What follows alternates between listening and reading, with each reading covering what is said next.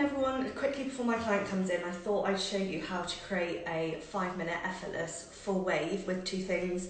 That is the Beautyworks original wand and Style on Steroids. So the first thing I would do is spray Style on Steroids throughout your hair. As you can see, mine is quite straight, so what this is going to do is add heat protection and hold. And then I'm just going to take quite wide sections with the Beautyworks wand and just wrap it around. Hold it until you can sort of feel it's getting warm, but obviously be really careful that you don't burn yourself. However, for the heat protection, the Style on Steroids has got you covered, which is just absolutely amazing. So I'll just let it cook and then I'll show you what it's going to look like. So you're going to want to repeat this all the way around your head, and then simply you're going to brush it out. So I've done my waves, brushed them out, but as you can see, they go quite flat when you brush them.